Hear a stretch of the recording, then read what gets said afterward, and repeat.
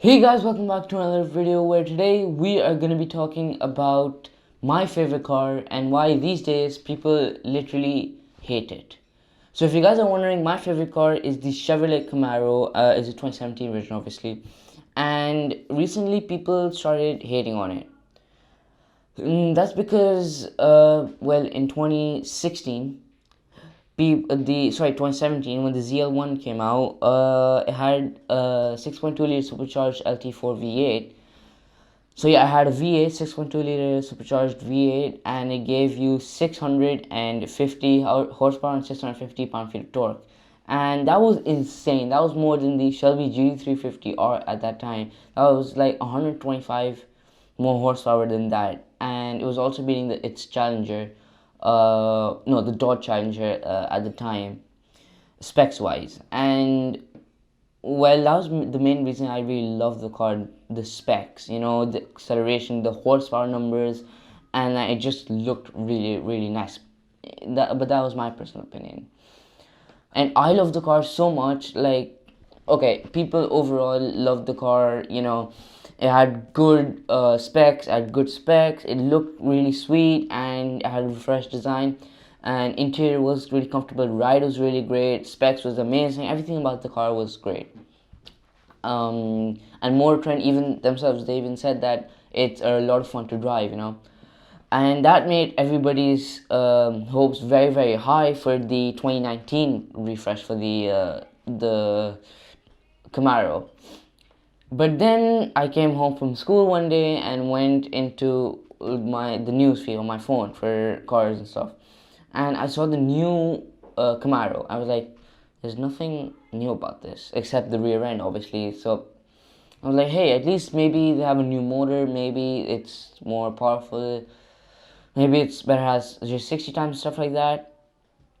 Yeah, no, just the front end is the same. The interior is it's a bit refreshed. So rims are refreshed, the rear end is refreshed, and the interior is refreshed, and that's essentially really it.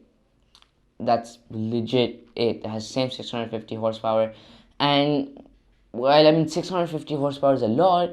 The Mustang, listen, we're talking about specs here. The Mustang came out with 750 horsepower, upping that by 100 horsepower.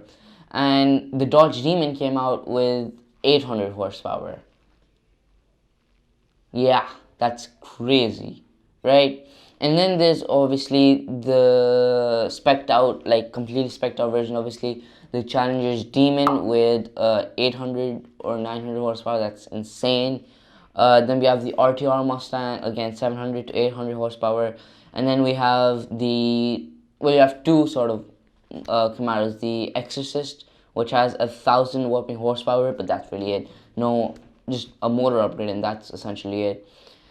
And then we have the Callaway SC750 Camaro, which has 750 horsepower. And that's really it. That is legit it. Stock, like you could say stock Camaro, 650 horsepower.